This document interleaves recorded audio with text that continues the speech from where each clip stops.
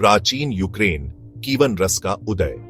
Ukraine का इतिहास पूर्वी यूरोप के हृदय में स्थित एक विशाल और उपजाऊ भूमि से जुड़ा है, जो सदियों से कई सभ्यताओं का केंद्र रहा है। यह क्षेत्र प्राचीन काल से बसा हुआ है और इसकी समृद्ध मिट्टी और रणनीतिक स्थान ने इसे कई संस्कृतियों और साम्राज्यों के लिए एक केंद्र बिंदु बना दिया है। यहाँ की भूमि ने कई सभ्यताओं को पनपने का अवसर दिया। यूक्रेन की कहानी संघर्ष और लचीलापन, सांस्कृतिक समृद्धि और राजनीतिक उथल-पुथल की कहानी है। यह एक ऐसी भूमि है जिसने समय समय पर अपनी पहचान को बनाए रखा है। 9वीं शताब्दी में पूर्वी स्लाव जनजातियों को एकजुट करते हुए एक शक्तिशाली राज्य का उदय हुआ, जिसे कीवन रस के नाम से जाना जाता है। यह राज्य धीरे धीरे एक महान शक्ति बन गया। इस राजवंश की स्थापना वाइकिंग्स ने की थी और यह तेजी से शक्ति और प्रभाव में वृद्धि हुई, जो अपने चरम पर बाल्टिक सागर से काला सागर तक फैला हुआ था। वाइकिंग्स ने इस क्षेत्र को एक नई दिशा दी।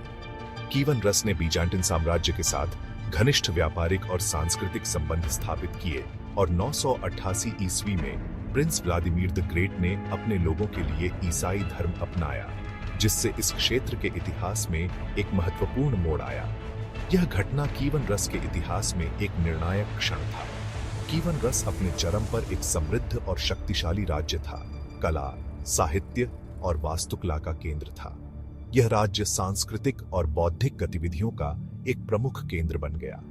हालांकि यह आंतरिक विभाजन और बाहरी दबावों के कारण अंततः कमजोर हो गया।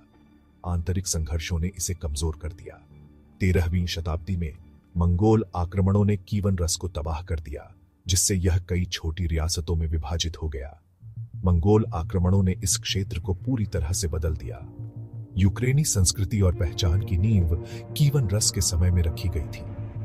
इस समय की घटनाओं ने यूक्रेनी समाज को गहराई से प्रभावित किया। इस अवधि में पूर्वी स्लाव भाषा का विकास हुआ, जिससे आधुनिक यूक्रेनी और रूसी भाषाओं का विकास हुआ। यह भाषा विकास की एक महत्वपूर्ण अवधि थी। कीवन रस की कलात्मक और स्थापत्य शैली बीजांटिन और स्थानीय परंपराओं से प्रभावित होकर यूक्रेनी संस्कृति पर एक स्थायी छाप छोड़ी। यह प्रभाव आज भी देखा जा सकता है। विदेशी शासन का दौर मंगोल से लेकर रूसी साम्राज्य तक। कीवन रस के पतन के बाद यूक्रेन का क्षेत्र कई शक्तिशाली पड़ोसियों के नियंत्रण में आ गया, जिनमें मंगोल, लिथुआनियाई और पोलिश शामिल थे। 14वीं शताब्दी में लिथुआनियाई ग्रैंड डच्ची ने अधिकांश यूक्रेनी भूमि पर विजय प्राप्त कर ली, जो धार्मिक सहिष्णुता और सापेक्ष स्वायत्तता की अवधि लाती है। हालांकि 1569 में ल्यूबेल्स्की संघ ने पोलिश लिथुआनियाई राष्ट्रमंडल का निर्माण किया, जिससे यूक्रेनी भूमि पोलिश शासन के अधीन आ गई। पोलिश शासन ने यूक्रेनी समाज और संस्कृति में महत्वपूर्ण परिवर्तन लाए, जो आज भी देखे जा सकते हैं। पोलिश अभिजात वर्ग ने बड़े संपदा स्थापित किए, जबकि यूक्रेनी किसानों को दास्ता में धकेल दिया गया। कैथोलिक धर्म को बढ़ावा दिया गया, जिससे रूढ़िवादी चर्च से तनाव पैदा हुआ और धार्मिक संघर्ष बढ़ा।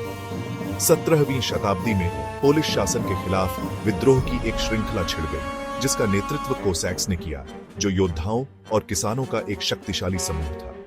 बोगदान खमेलनित्स्की के नेतृत्व में कोसैक्स ने 1648 में एक बड़े विद्रोह का नेतृत्व किया, जिसने पोलिश शासन को हिलाकर रख दिया। खमेलनित्स्की ने रूस से गठबंधन की मांग की और 1654 में पेरेयास्लाव की संधि पर हस्ताक्षर किए, जिससे यूक्रेन रूसी झार के संरक्षण में। रूस के साथ संघ ने यूक्रेन के लिए एक नया अध्याय खोला, जो कई बदलावों का गवाह बना। प्रारंभ में यूक्रेन को रूसी साम्राज्य के भीतर स्वायत्तता की एक डिग्री प्रदान की गई थी, जिससे कुछ हद तक स्वतंत्रता मिली। हालांकि समय के साथ रूसी सरकार ने यूक्रेनी स्वायत्तता को कम करना और रूसी भाषा और संस्कृति को लागू करना शुरू कर दिया, जिससे यूक्रेनी पहचान पर गहरा प्रभाव पड़ा। सोवियत युग, आशा, त्रासदी और संघर्ष। 1991 में सोवियत संघ के विघटन के बाद यूक्रेन ने स्वतंत्रता की घोषणा की। यह एक महत्वपूर्ण मोड़ था, क्योंकि यूक्रेन एक स्वतंत्र राष्ट्र के रूप में उभर रहा था।